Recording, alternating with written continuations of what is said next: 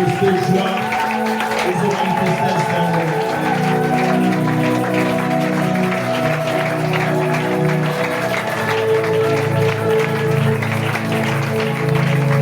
Est-ce que vous voulez que ça se voit bien?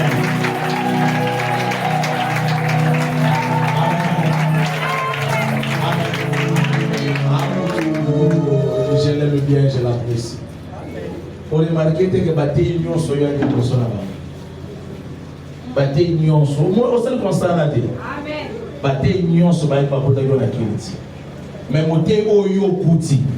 Esaïe. Amen. On remarque au thé. Amen. Tant yo yo kuti déjà mon thé. Yana bateau basa na ndenge basa la kama kama na maona nzamba. Nzamba pa mbonalo. La liberté de l'esprit et c'est les ensemble. Molimo nzamba papa. Le Amen à bien. Le Amen à Mounene. Le Amen à Moulaï.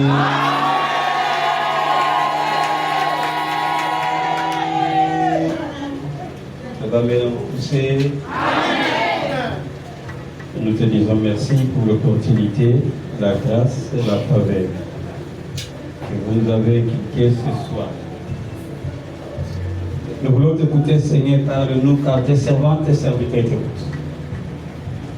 Je m'avais lié, neutralisé, puissance, esprit qui nous accompagne dans ces lieux, et je ramène toute pensée captive à l'obéissance de ta parole. Celle et Saint-Esprit agit, en maître absolu du début jusqu'à la fin. Dans le précieux nom de Jésus-Christ de Nazareth. Seigneur, nous voulons commencer cet enseignement avec une offrande, mais une offrande des acclamations. Restons l'acclamation parce que tu es béni.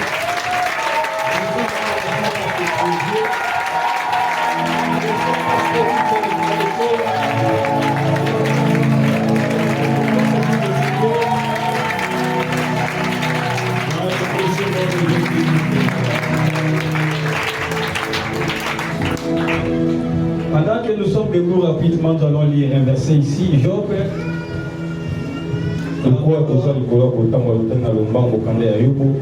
33, verset 14 à 16. Chapitre 33, verset 14 à 16.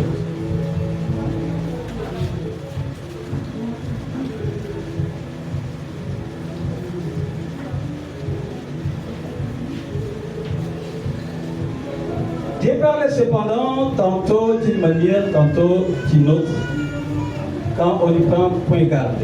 Il parle par les songes, par les visions nocturnes dans les hommes. Quand les hommes sont livrés à un profond sommeil, quand ils sont endormis sur leur couche, alors il les donne des avertissements.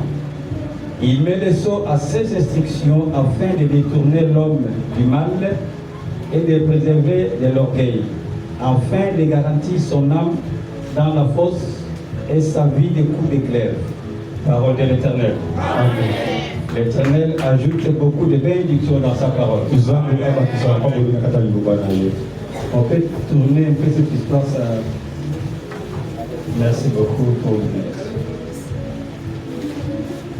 Dieu pas. Nous pouvons nous asseoir. Merci beaucoup. Je parle français, je parle lingala, ce n'est pas un problème. Dieu parlait tantôt d'une manière, tantôt d'une autre. Mais ce qui est très important, c'est de comprendre toute la manière que Dieu parle. Rapidement, je vais énumérer quelques manières où Dieu parle. Dieu parlait par la parole, ça c'est vrai. Dieu parle par la prophétie. Dieu parle par les visions. Dieu parle par les sons. Dieu parle par la nature. Dieu parle par les couleurs. Dieu parle par les lettres.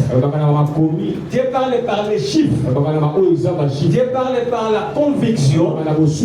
Dieu parle par les différentes manières de vie.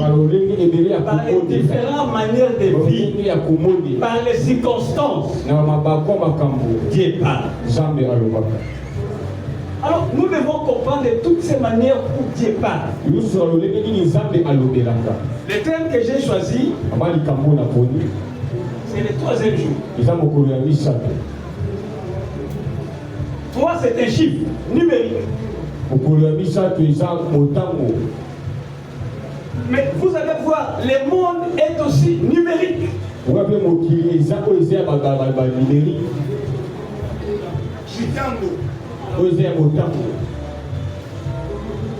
Quand nous allons dans Apocalypse, rapidement 13, verset 16 à 18,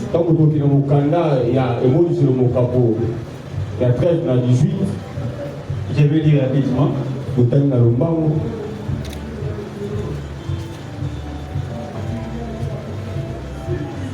Apocalypse 13, 16 à 18, il est écrit: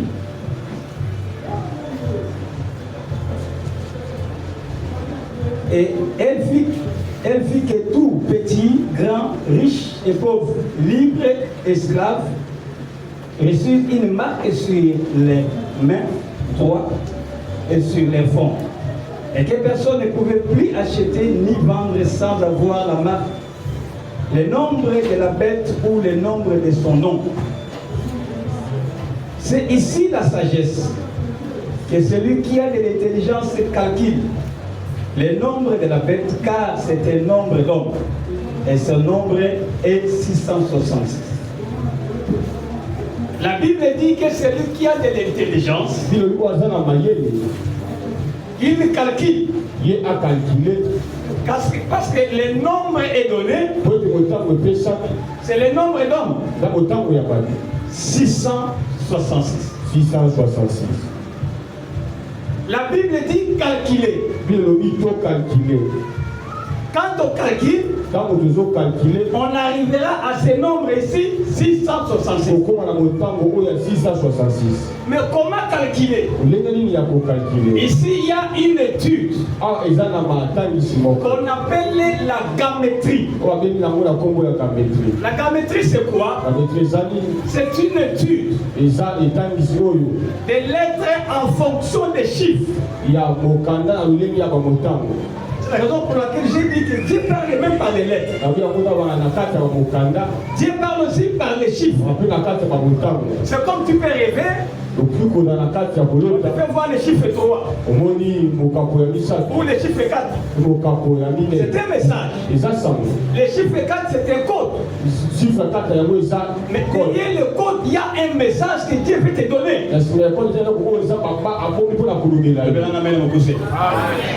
Je voulais parler de calculer. Le monde est numérique depuis très longtemps. Il dit que c'est l'intelligence qui calcule. Mais la gamétrie, c'est l'étude des lettres à partir des chiffres. On prend un nom. On commence à calculer la valeur numérique de chaque lettre. Et on aboutira à 666. Mon problème, ce n'est pas 666 aujourd'hui. Mais je voulais vous faire voir que Dieu parle par les chiffres, que Dieu parle par les nombres, que Dieu parle même par les couleurs. Mais aujourd'hui, nous voulons épingler les chiffres 3. Parce que le sous-thème, c'est le troisième jour. Quel est le message qui est codé derrière les chiffres 3? Pourquoi les chiffres 3? Rapidement, pour ouvrir une parenthèse pour nous, nous sommes dans l'an 2023. C'est ça, non? N'est-ce pas? Nous sommes dans l'an 2023. Si nous allons étudier l'an 2023 selon la gamétrie, nous allons calculer. 2023. Et plus 0, plus 3, ça fait combien? Plus 2. Si j'ai bien calculé, Nous reprenons tous. 2023. 2023. Premier chiffre. Plus. Ça fait combien? Cette année, la révélation des chiffres cette année, c'est le chiffre 7. Maintenant que c'est lui qui a l'intelligence, il cherche la révélation du chiffre 7. Or, chiffre 7, c'est le chiffre du repos, de la sanctification, de la bénédiction. Alors, quand tu vas comprendre que cette année, c'est l'année du chiffre 7, cela veut dire toi, tu vas entrer dans les repos. Cela veut dire toi, tu seras sanctifié. Cela veut dire toi, tu seras béni. C'est parce que tu as compris les mystères du chiffre 7. Les grands problèmes, c'est l'ignorance dans le peuple de Dieu. Nous vivons les mystères du chiffre 7 aujourd'hui. Toute l'année 2023, c'est l'année du chiffre 7. La Bible dit que c'est lui qui a l'intelligence, qu'il les calcule. Mais je ne parle pas des chiffres 7 aujourd'hui. Mon problème, c'est le chiffre 3. 3, c'est le chiffre de la Trinité. 3, c'est le chiffre de la résurrection. 3, c'est le chiffre où Dieu a créé la terre. Vous comprenez ici? Je ne parle pas du chiffre 7. Je vais parler sur les mystères du 3e jour. Et 3, c'est le chiffre de la résurrection. Jésus fut resté le 3e jour. 3, c'est aussi le chiffre de la Trinité. 3, c'est aussi le jour où, le chiffre où Dieu créa la terre. Aujourd'hui, je veux combiner deux. La résurrection et la création de la terre. Mais je veux commencer par la création de la terre. Ils ont la parole de Dieu rapidement.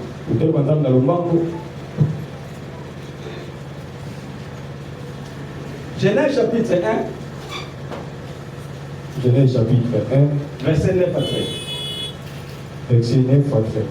Dieu dit que les eaux qui sont au-dessus du ciel se rassemblent en un seul lieu et que les cercles paraissent, se fit ainsi. Dieu appela les serviteurs et il appela les amants des eaux mères. Dieu vit que cela était bon.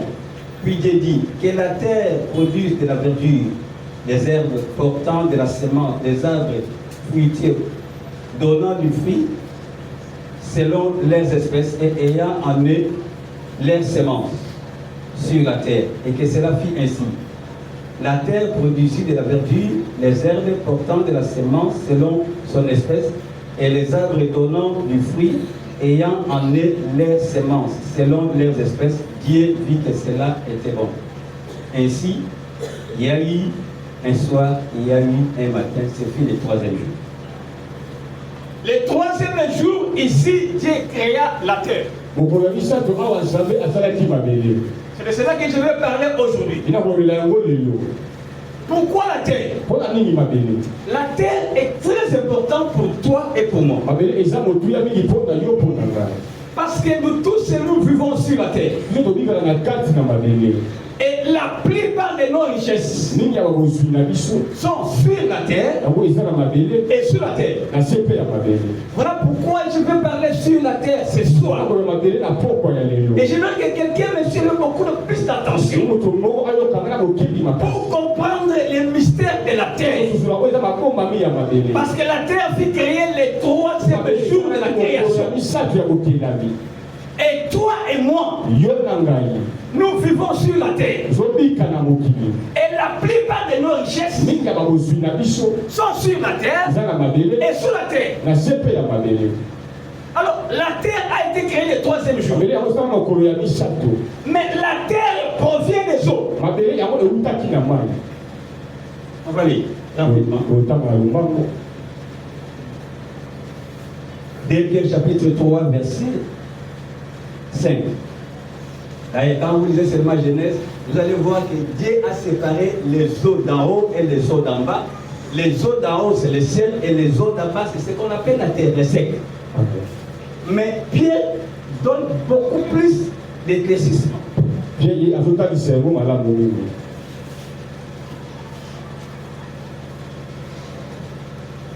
Nous lisons. De Pierre chapitre 3, verset 5.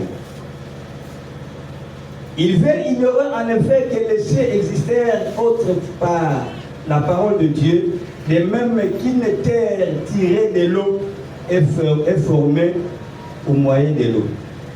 Une terre tirée de l'eau formée au moyen de l'eau. La terre que nous voyons ici, la terre où nous vivons ici, ça provient des eaux. Dieu l'a tiré de l'eau, il a formé la terre. Mais l'eau n'a pas été créée. L'eau existait déjà. Quelqu'un me dit non. Mais je vais parler sur le troisième jour de la création de la terre. Pour bien vivre sur la terre, il faut comprendre la terre. Et il faut comprendre les lois de la terre. Il faut aussi comprendre les exigences de la terre. Dans le cas contraire, tu passeras beaucoup de temps en souffrant sur la terre. Nous sommes ici tous sur la terre. C'est vrai. Mais pour mieux vivre sur la terre, nous devons comprendre les lois de la terre, les exigences de la terre. Et en ce moment-là, toi et moi, on va très bien vivre sur la terre. Dieu a placé les lois sur la terre. Ils ont appelé.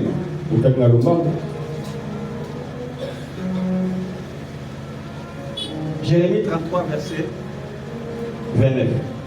Jérémie 33, verset 29.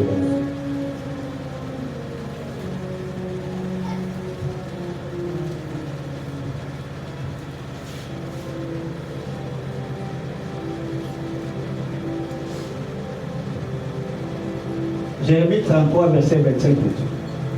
Verset 25. Ainsi parle l'Éternel. Si je n'ai pas fait mon alliance avec les jours et avec la nuit, si je n'ai pas établi les lois du ciel et de la terre. Dieu a établi les lois au ciel et il a fait aussi les lois sur la terre. Alors toi et moi maintenant, pour bien vivre, pour réussir la vie sur la terre, il faut bien comprendre les lois de la terre. Il faut bien comprendre les exigences de la terre. Si tu n'as pas une connaissance sur les lois de la terre, tu passeras ton temps inutilement sur la terre, sans pour autant être béni. Pourquoi? Parce que tu ne comprends pas les lois de la terre. Dieu, l'auteur de la création, il a créé les ciels et la terre, et il a établi les lois sur la terre. Il a fait ainsi sur le ciel aussi. Il a établi les lois. Mais nous sommes sur la terre. Nous dépendons de la terre.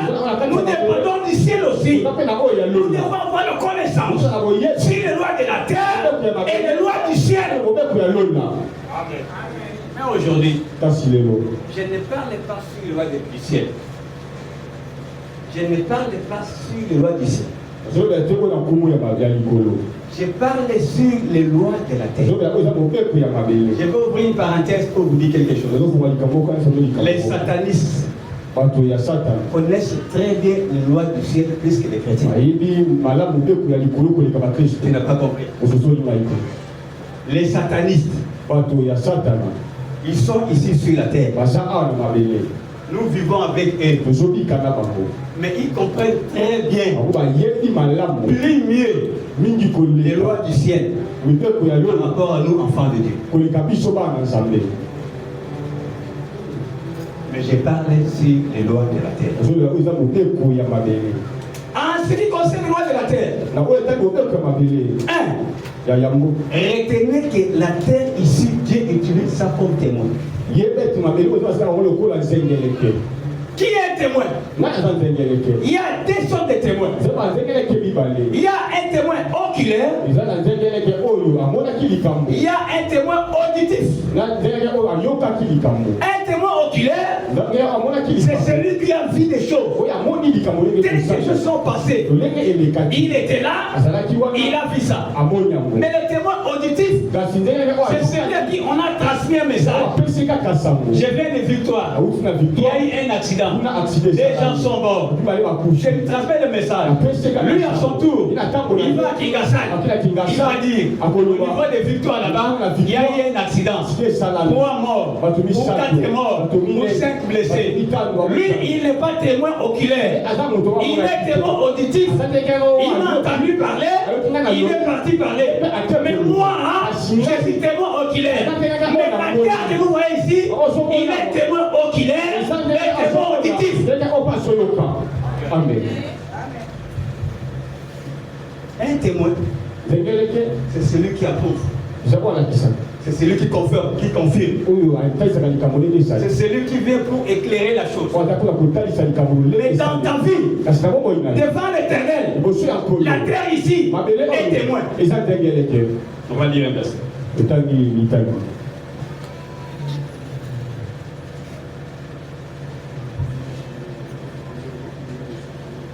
Deutéronome chapitre 30, verset 19. Deutéronome chapitre 30, verset 19.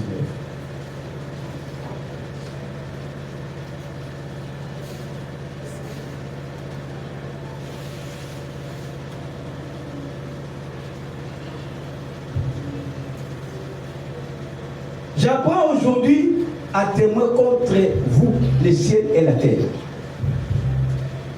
Ça c'est Dieu qui dit. Il dit aujourd'hui, je prends le ciel et la terre comme témoin.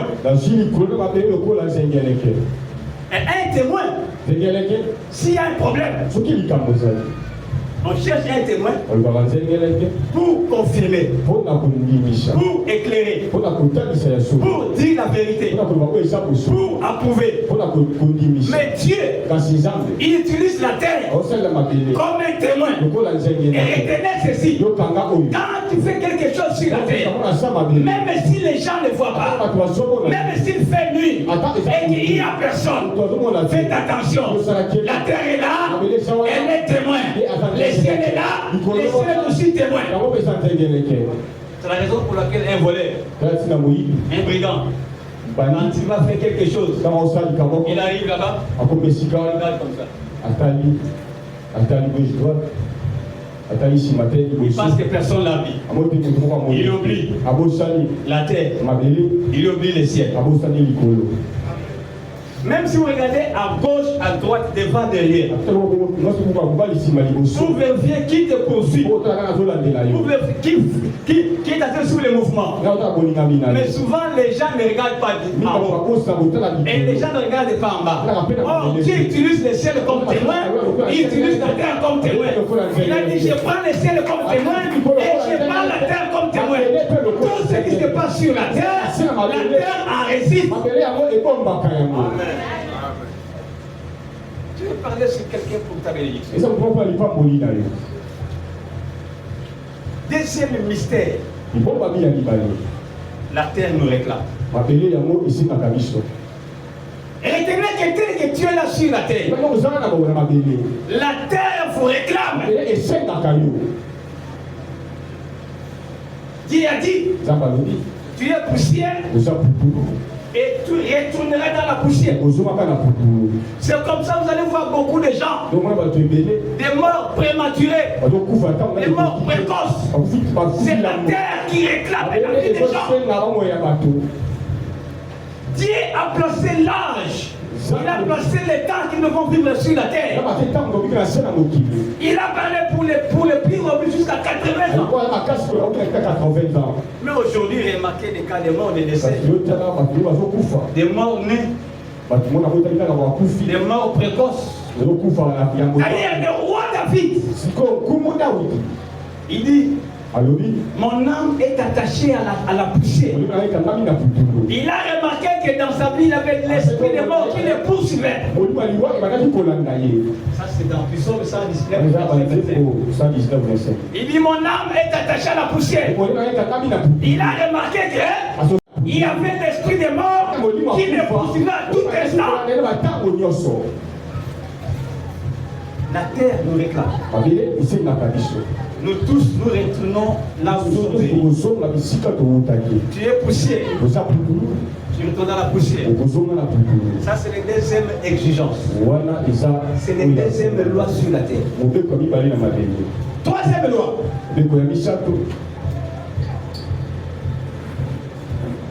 La terre reçoit des instructions.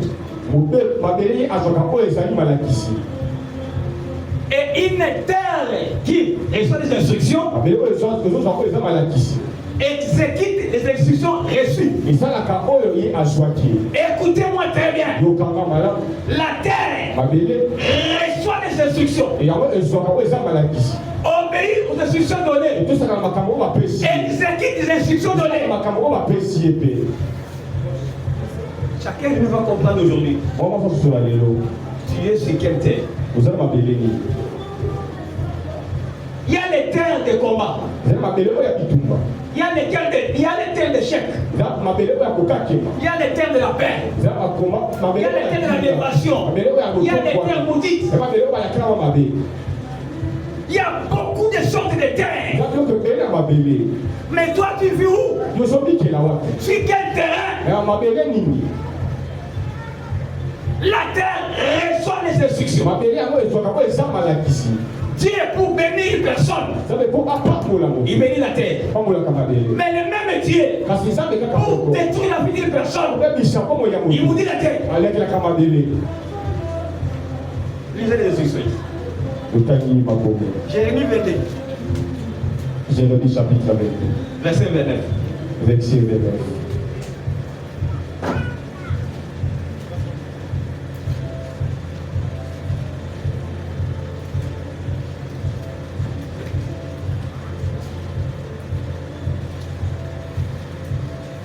Ici, c'est Dieu qui parle. Jérémie 22, verset 29. Jérémie 22, verset 29. Terre, terre, terre, 3 fois. Écoute la parole de l'Éternel. Ainsi parle l'Éternel. Inscrivez cet homme comme un privé d'enfant. Non, comme privé d'enfant.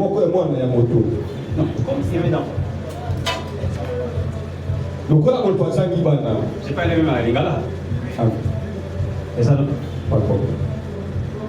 Vous gagnez le temps. Terre, terre, terre. Écoute la parole de l'Éternel. Ainsi parle l'Éternel.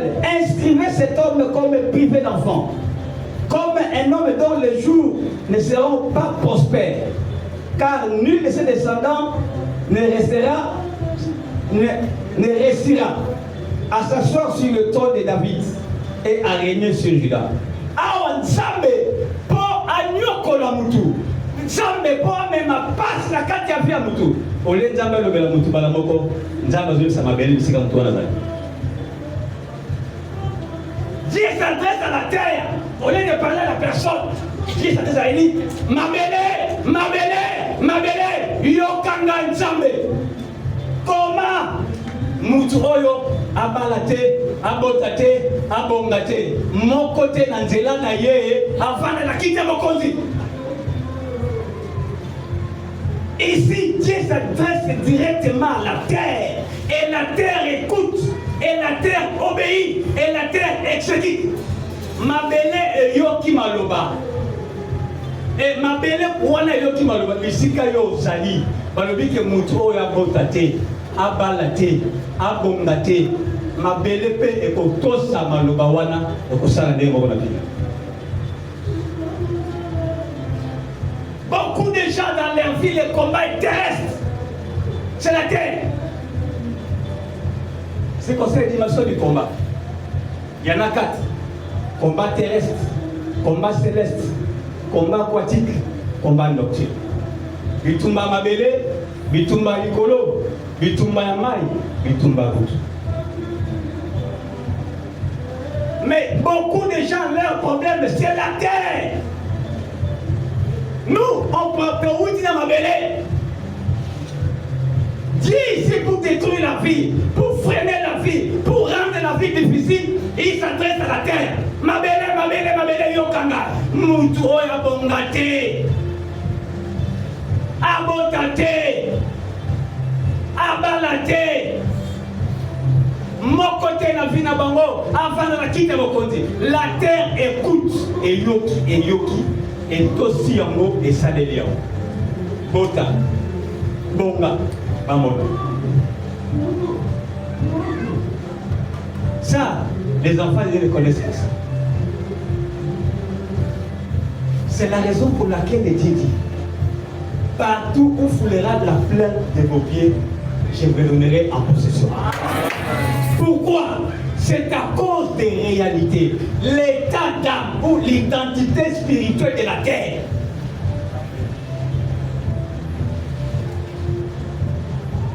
État spirituel de Babélé. Ici qu'on va dire. Ça joue un rôle très important. Et dans certains endroits, la terre de privation, au côté de Mabélé, au côté de côté, au côté de côté, au côté au côté parce que Mabélé, wana, et ça Mabélé la privation. Privation, ba privé yo, ba boy ozwa, na Mabélé wana bisiko vani. Mais Dieu pouvait parler directement à la personne. Yo, okobalate, okobotate, okobongate. Nzamba tiki mutu akienda Mabélé. Elle a dit ma belle yokanga. Comment?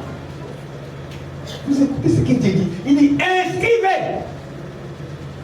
Comment? Mutu oyo abongate. C'est ce que les sessions font tous les jours, la nuit. Aïe, le père Mayo, abani koloba, lobia. Azoloba na ma belle. Voyez même les joueurs pour entrer au stade. Pourquoi? Voyez même les hommes de Dieu ou les politiciens à quitter Namoka Somolo Padala à baiser ma belle. Pourquoi? Pourquoi ils font ça? Et c'est mot simple signe. Hein? On va mettre mon bébé. Comment as-tu joué à la réserve? Alia contre la stade, à côté à Chou, à Tchéboy. À ça, on connaît. Au moins, tu n'es pas Pakiti, à comme un mot Pakiti a baisé ma belle. Pour la nuit. Au moins, tu es Moussa Landa Pakiti dans le mot Kasson, pour quitter ma belle, pouf, à Bunzani Assemblée. Pourquoi? C'est à cause de l'état spirituel de la terre. Ça, c'est une terre de privation. Au côté de ma belle, aux Zangi. Parce que nous sommes à l'objet de ma belle. Et la terre écoute. Tout ce qui a été créé par la parole, écoute la parole, obéit à la parole. Amen. Même les choses inertes, le vent a écouté, le soleil a écouté, la lune a écouté, le flot a écouté, l'arbre a écouté. Je disais le dit comme un Kauka, je t'ai fait Kauki.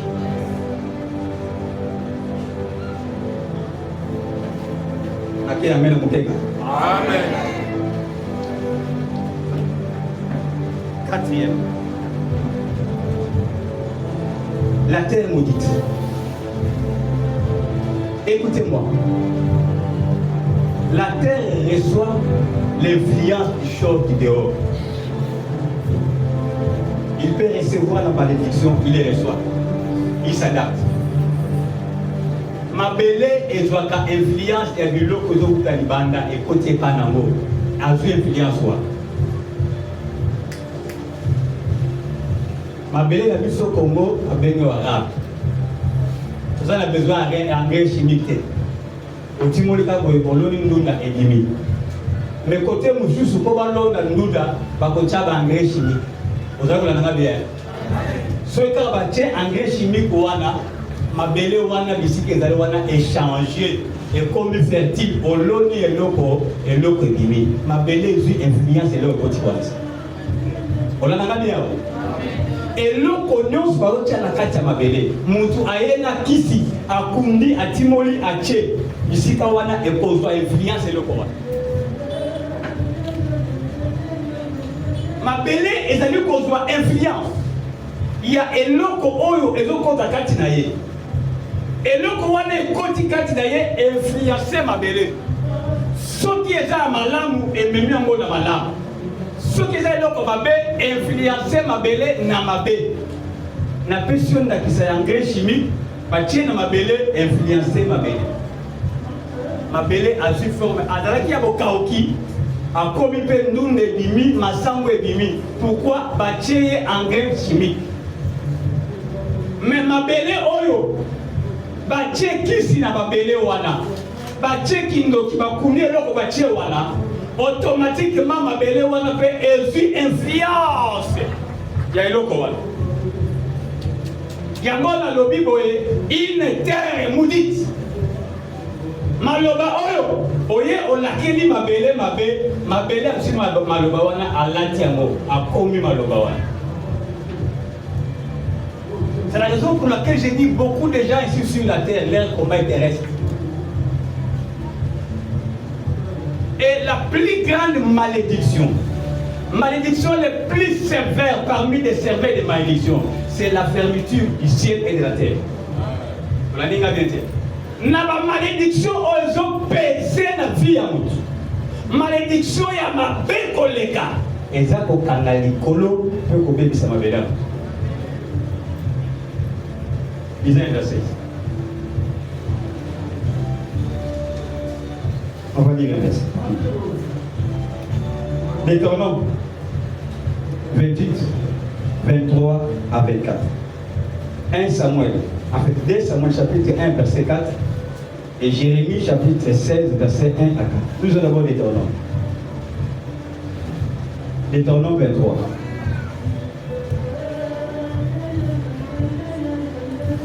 Deutéronome 28 verset 23 à 24. On dit c'est avec 23.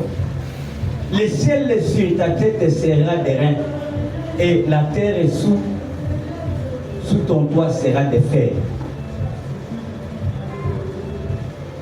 Pourquoi qu'il est dans Lévitique 26 verset 19. Zamalobi na koranga orgueil na yo na okiti sango na okomisa likolo libanga na okomisa mabele makasi lokola libanga. Je vais détruire l'orgueil de ta vie.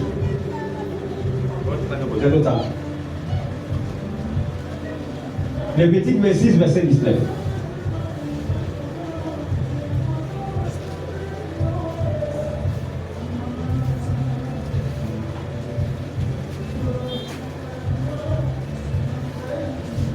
Je briserai l'orgueil de votre force. Je rendrai votre ciel comme du fer et votre terre comme de l'airain. Je briserai l'orgueil de votre force. Nakobuka le fundu ya makasi na yo. Un orgueilleux, nzambe alobi nakobuka le fundu wana. Nakosala nini? Likolo na okangango lokola libende, mabele pe lokola libende. Voilà ici la malédiction la plus sévère dans la vie d'une personne, c'est la fermeture du ciel et de la terre. Et ça n'a pas lakeli mabele na ye mabe. Mais ça ça old, mabele a nyati old. Ah bon ngakotala. Mabele old, le kopesa et eloko. Il y a un colonel ici, il est ami à mon beau-père. Mon beau-père c'est un militaire. Il est colonel au colonel depuis Mobutu. Nazala le Gumbashi il y a zaki T4. Na mutu biloko mbele azali awo. Bamité à premier awa. Nzokande avant ou ta Lubumbashi. Bamamba fin bayebi ke bamité baké na aéroport ya njili bandoki ba famille na ye basaki wana babi toyibi ka okitawa. Soka kitiawa eloko moko te. Akozwa poste te. Mituka yotambola te akonyoka. Yeka ye na avion militaire na ba jeep na ye na yas na ye na voiture na ye. Akiti pe bakiti sema na aéroport. Mutuka kuma c'est pas mataki ya moya momo ke mati de démarrer. Quand il comme na aéroport boyo de démarrer. Ba bendi yango ko ben. Tigi bosanda. Bazala qui 26 sur la liste, 25 va passer dans mon poste. Hier tu as dit kandengo.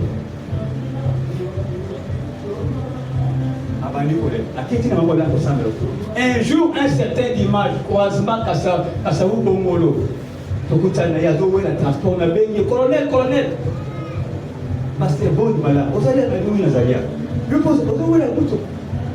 Après c'est adresse. Il y a 4 jours c'est là quand on a kenanda on a continué tout aller ça la bataille. Abandi sur ba mitaki ngai. Toza 26, les restes va sur poste, ma fonction ngate nazaka ndengwa. Jipo salate, yaspe salate, batipo salate. Comment le monsieur va là au tambola. Ah! Litamboni oyo. Bon, tu peux ta prière. Tu as la prière à Génanda pour une semaine. Na kendo la ka butu na tomo na kiri. Jour à souka na bando ko de la bona bamo. Moi na ya souka ya fi. Na ko be kona ya koi esprit bandolo. To yeba ki ko ya awa. To kenga ki ko la kela mabele ya kisasa mabe na yoko. To la kela ki amo mabe. To modira ki amo tamyo kitawana ezwa.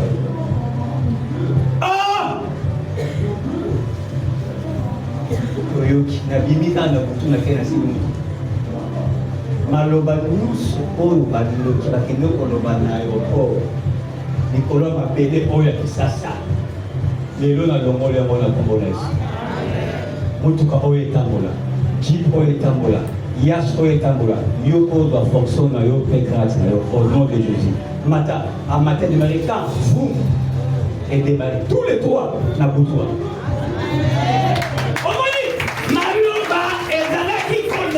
Mabele na fina ye mabele e yambi ye lokola balobela ki balakela ki mabele mabe tama niatika kawana mabele influence wana e yambi bitukana ye une terre maudite de batebele bavani na mabele o elakela mabe Maso bunda na bitumba prière et jeûne. Mais bisika vandi ne bisika balakela momabe. Mais Dieu connaît beaucoup de choses. Il dit partout foulera la plante de vos pieds. Moi l'Éternel, je vous les donne en possession. Amen. Pourquoi?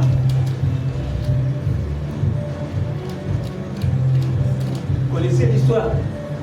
À Jérusalem et à venir à Jéricho. Je jouais maudit. Alors lui, on a miracle pour eux. Abandi boye, moi na liboso akufi. Asukisi boye, moi na ntuka akufi. Plus de 300 000 années passées, selon les concordances bibliques, il y a des bêtes là qui tombent en kawana, avec ton amira wana, malo bezala ki wana et bêtier. Dans 2 Samuel chapitre 1, le premier au deuxième verset, David a dit qu'on a qu'elle m'a béni si ka Saoul a couvert. On va lire seulement un verset.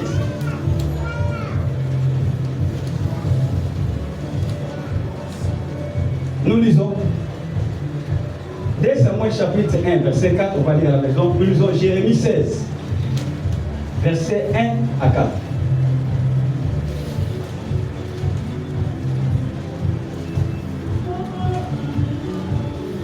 Jérémie 16. Nous sommes là. La parole de l'Éternel me fit adresser à ce monde. Tu ne prendras point de femme et tu n'auras donc d'enseigner ni fils ni fille. Car ainsi parle l'Éternel sur les fils ou les filles qui naîtront enseignés, sur les mères qui les auront enfantés, sur les pères qui les auront engendrés dans ces pays. Ils mourront consumés par la maladie. Et on ne leur donnera ni larmes, ni sépulcre. Ils seront comme du fumier sur la terre. Ils périront par l'épée et par la famine. Et leurs cadavres serviront de pâture aux oiseaux du ciel et aux bêtes de la terre. Nzamba MC Jérémie. Bisiko komi wana na mabele oyo. Kobala te. Kobota te. Soki omeki bana wana bakokufa. Ezala bana basi, ezala bana mibali. Bakokufa. Pe wana bango na mbeli, na maladi, na nzala. Bakolela bango te, bakokunda pe bango te. Ibembe wana kopola wana bandeko bakolia. Pourquoi? Nzamba tala ki mabele wana eza mabe abi awa obekati. Vous voyez une terre maudite. Vous voyez les conséquences? Il y a une pas au quota. Vous voyez une voilà, Dieu fait des interdictions formelles à Jérémie. Comme Kate. Nous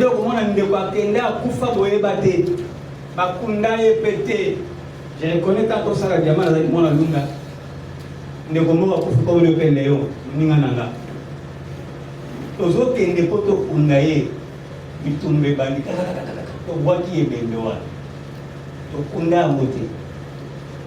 Et après 1 mois et demi, to zongi na lunda to comme tout cas de quoi. Na suki.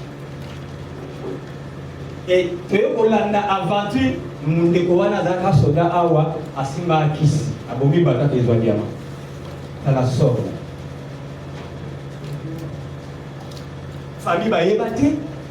To kutaka kuna kufukuna, koto sa to yebate. To yebani na lunda, akufi kuna, to boke beme kuna, to zongi koto to yebani te. Ti to zongi lisusu 2 mois après, to kutaka mutu minu mikoa suki. Nana lela ki e mutu te, nzamba lobi bakolela bango te, bakozala na cimetière te, bakokunda bango te, bandeke ya likolo, bakolia misuni na bango. Quelle malédiction! Bon ami, amoni mabele wa nzamba. Dieu interdit formellement, Jérémie, faites attention, na bambama o bakobota bana mabele oyo, keba. Nous vivons sur la terre. Mais quelle terre? 5e.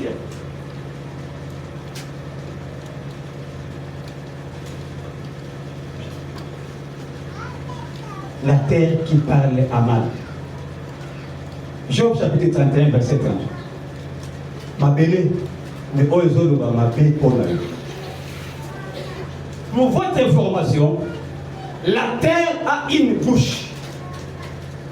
Ma belle est na monoko. Na monoko na ye alobaka. Na monoko na ye amelaka. Pe na monoko na ye asanza. Et ça va bien la main mon cousin. Amen. Mais ici la terre qui parle. Mais la terre parle non pour votre faveur, mais la terre qui parle à mal pour vous. Moutouté, mais ma belle, mon commandant, kolobela yo ma belle. Quelqu'un déjà entendu parler? Après, il faut que je me dise. On a fait le parent. Et comme ça, je n'ai jamais entendu ça.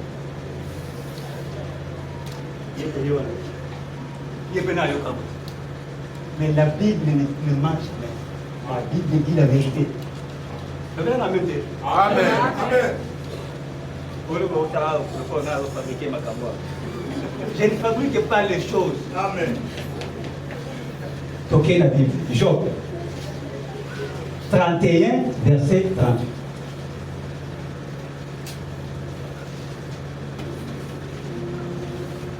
Job à mon cœur. Écoutez. Si ma terre crie contre moi et que ces sillons versent des larmes, ceux qui m'appellent Nangai ezali kolobela ngai mabe. Vous comprenez la pensée? Ces sillons, ma colonne nango, ça verse des larmes.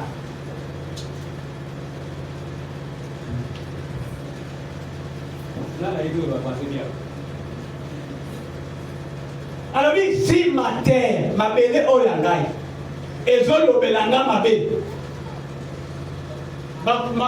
ba colonne nango oyo et bilisa mai ya misu ponanga obonga na tunyo obonga mabele oyo yo et le mabe pona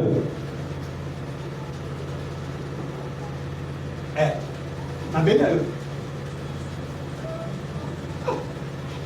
comment ça lit ça c'est quoi tout ceci, tout cet enseignement ici, je l'ai découvert à cause d'une étude que j'ai faite sur la sorcellerie. Natamboli Congo Mobimba, puis Natamboli Afrique, na 12 pays, Kolinga Koeba, Ndokiaba Congo, Asala Kandengeni, Ndokiaba Nundu, Asala Kandengeni, est-ce que Ndokiaquatel, Asala Kandengemo na Bandundu, est-ce que Ndokiangola, Azandemo Kona Congo, est-ce que Ndokia Zambie, j'ai fait 12 pays.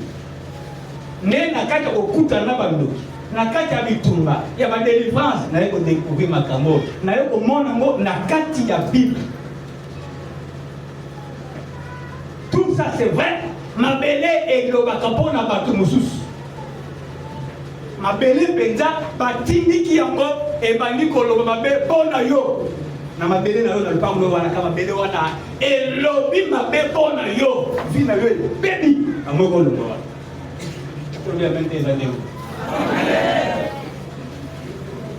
Contredisez-moi si je ne dis pas la vérité. Il y a le ganga à bord. Parmi la colonne naïe et dimisi mayabus. Ma belle zone est là et le mabé pour le. Tu t'imagines une malédiction avec l'art. Mouto sali et mabé. Azo regretté. Azo la kilo mabé. Azo est là. Quelle puissance dans la malédiction. Mais oyo eza mabele ya yo moko elakeli yo mabe mpe bandi kolela. Des pareils gestes qui pouvaient être bénis. Terrible. La terre qui parle. La terre qui parle à mal. Ma belle c'est lui koloba bolamu te mais c'est lui koloba ma belle pour na yo koloba belle. Job dit très bien, je reprends pour vous une meilleure leçon. Si ma terre écrit contre moi, ceux qui m'appellent nangai ezali koganga pour nangai et que ceci on verse de là.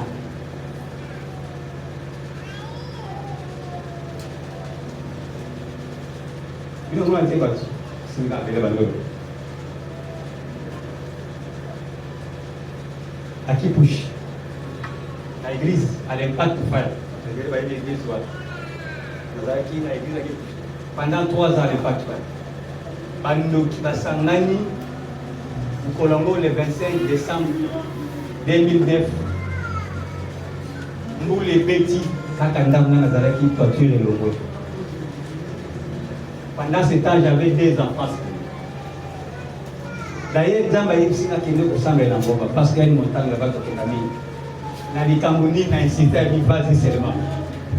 Na Kena Ngomba toute la journée. Il y a les 25. Na Kiti, na Epsi Mwasikanga, yo qui est dans l'église, na la nanda. Il y a Kena Mwana, Yamuke, na la Tikana Mwana, c'est connu déjà 2 ans presque. Na la. Na Boutounda, la Moussina, la Mouka, la Mouka a été pendue. 23 heures la vie jamais. Ah oui, on a 23, la 0 heure, 3 heures, 0 heure, 2 heures. On a 0 heure. On a la ligne qui nous donne dans le corps. On a la qui nous donne, on a la boîte. 23 heures, 22. On a là. Moule les Moule les petits, on a la mouki, on a yé dans le salon. On est ensemble là, on a vendu au coma. Et ça qui est dans le salon chambre. Moule les petits, on a mon toiture, il y a salon et qui non, attends. Na kimi na koti na chambre. Siko na sala nini? Na kana ba document. Una zo mwana, una sangisa bilamba. Na ota, na sambe la pete. Na yoki susu. Toiture ya chambre pe. Ekei. Yango na kokende. Mur ya chambre na kobukana. Mi ebukani ekweli kolambe. Mwana oyo afandi kolambe tazakola. Mire kwei ezipie courant et katani moula pe katani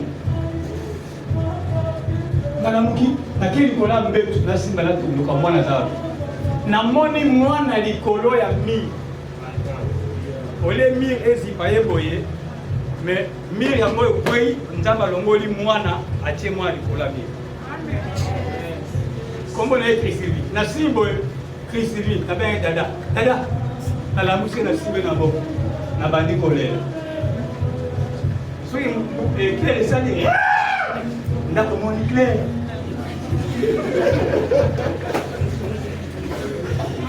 na lena ngamo wa na sikula na bimi na kangi porte na quelle église na deni mois na ben c'est boya to yo kusonga bako kana pambo tu akuchwa papa izaki ndeni na yeye sababu ke mwana zaki likola petu ndo ni mangaza.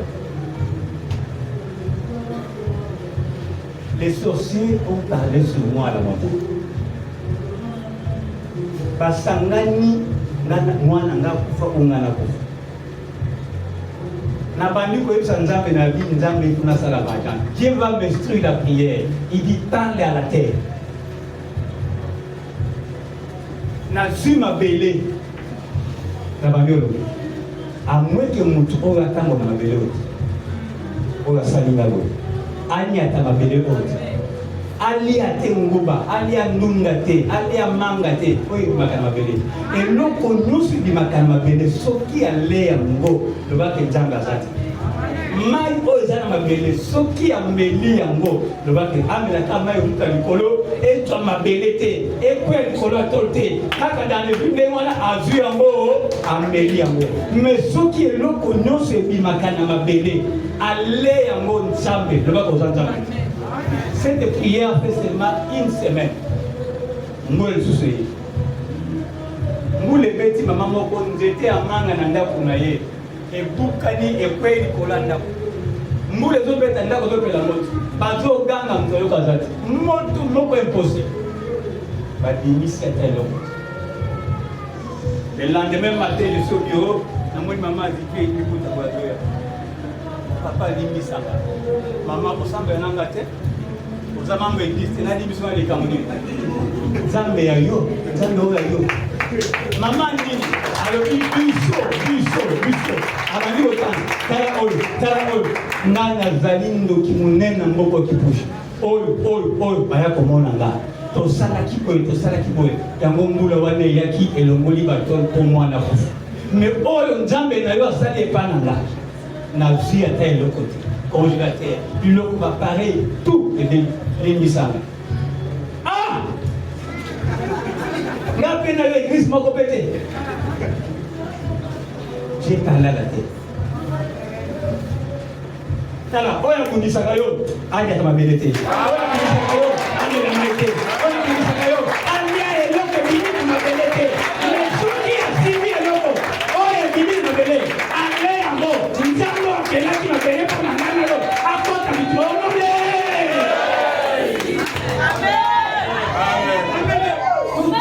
parce que Dieu parle même avec les étoiles. La prière, il faut que c'est la étoile, il faut que c'est la licolo, ma belle la mouka, maïeto mouka. Tu utilises tout ce qui t'a dit comme art. Et la nzete comme art de pot d'ailleurs. Et la niao d'ailleurs, balouke d'ailleurs. Ou d'ailleurs, soyez moko.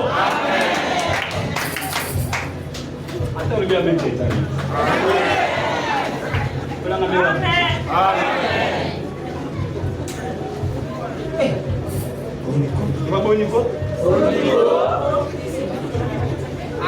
terre une bouche qui parle à mal. Banda lelo batu nyuso o mabele eloba mabe pona bango. Maloba wana ezongo na mabele. Maloba wana elongwa.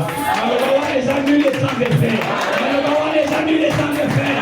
Ezangule sans défaire. Ezangule sans défaire. Ezangule sans défaire.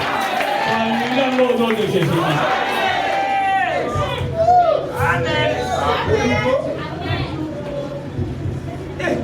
La terre qui dévore ses membres, ses habitants.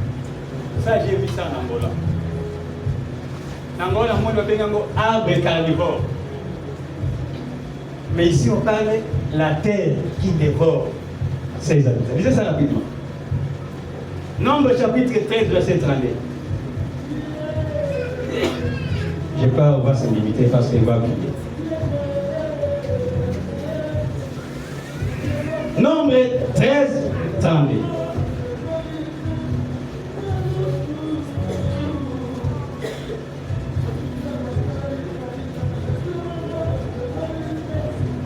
Ils décrièrent devant les enfants d'Israël les pays qu'ils avaient explorés. Ils disent, les pays que nous avons parcourus pour explorer est un pays qui dévore ses habitants. Mboka oto keloko tambula kotala pona koyeba bazandeli nini mboka ngo wana mabele nango eliaka bakolo nango nana sia mono mabele ezoliamo menga nango nangola arbre carnivore nzete eliaka bato na se nango nzete ebimaka te nzete monene babranche nango eza lokola basinga soki oleki wana kaka branche elingi yo et béni et tout le monde était pas au pantalon. Mais ici la Bible parle la terre qui dévore ses habitants. Ma belé ezali kolia patro babandaka. Bakolo ma belé zolia bango. C'est comme les Congolais à l'est. Talandiri tozo kufa na kata mboka na biso. Biso moko ba Congolais na kolta na biso moko ba Rwandais. Bamindele, ole bazongo bakenango yofele, mais bazoboma lisusu biso. Sur notre propre territoire, sur notre propre richesse, sur notre propre pays, mutuayi koyiba, pas ko voler, koyiba te kobotola te kopier te me ko ravager. Mais avec ça on a dit kawana, abomi lisusu. Comme si ça ne suffisait pas. Ma comité Colombo la reine, mon oiseau paiement. Ça se passe ici. Et là, quand la famille nous contacte. Tokole laté, beaucoup condamné au nom de Jésus. Banda de l'eau, beaucoup laté, et beaucoup condamné. Je vais directement retirer ici. La terre qui engloutit et la terre qui vole. Ma belle oyo et zomela, et ma belle oyo et zesanda. Je donne le verset nombre 16, Tramé. Ma belle mela qui fait de 40 personnes. Corée datant à terre. Moïse a le dit, soyez quand ma belle fongoli mon côté, soyez quand beaucoup filiwa le kola patos au koufaka, le bac est jamazate. Beaucoup faliwa mon kola idoliwa mon kola pasliwa nane salamate. Par le bien assis sur le baquet, ma belle fongoli mon noko et béni babo. La terre avale. Les anna battu belle awa, azar vivant awa, mais aux unaye, les anna sama belle. Les anna battu belle bazali awa, mais sa vie est sous la terre. Mais c'est que je connais quelque chose. Il y a une personne, Dieu avait ordonné la terre, au communalité au pourcentage. Mokolo liboso ma belle mélié, mokolo yami balé ma belle kangié. Mais les troisième jour, Dieu ordonna la terre, j'ai promis Jésus, et il est sorti. Et la même manière que Dieu a ordonné la terre, j'ai promis Jésus. Et cette même manière, aujourd'hui, Dieu pardonne aux hommes vivants. Ici dans la Canayo, aux hommes vivants. La Sakamele, aux hommes vivants. La Sénété, aux hommes vivants. La Liboulou, aux hommes vivants. La Galette, aux hommes vivants. La Nicolo, aux hommes vivants. La Sénété, aux hommes vivants. Il a sorti aux hommes de Jésus. Il ordonne, au nom de Jésus. Je me souviens dans la Bible, Pharaon qui était roi à l'époque, il ordonne à ses officiers d'aller libérer Joseph. La Bible dit c'est rendu en acte. On les fait sortir de la prison. Il se rasa. On les fait habiller. Il s'est rendu chez Pharaon, qui était roi à l'époque. Mais aujourd'hui, je ne parle pas de Pharaon, qui était un roi. Je parle de quelqu'un. Il n'est pas un roi. Il est le roi des rois. Il est le Seigneur des seigneurs. C'est Jésus-Christ. Il est ressuscité. Et c'est lui qui va laisser aujourd'hui. La salle a besoin d'un bateau au Zawa. Osana Samabele.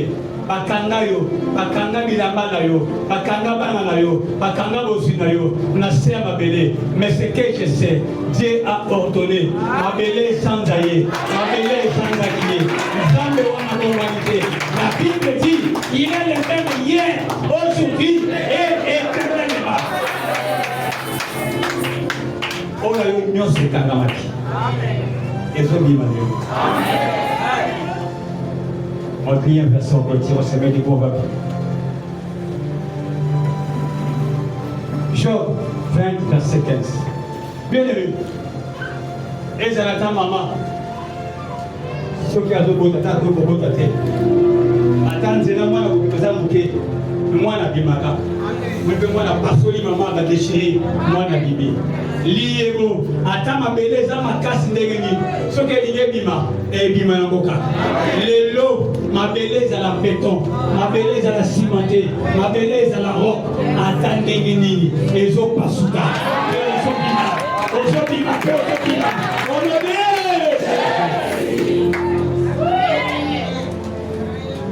Il n'y a pas une terre qui peut résister à la parole de Dieu. Il n'y a personne qui peut résister devant la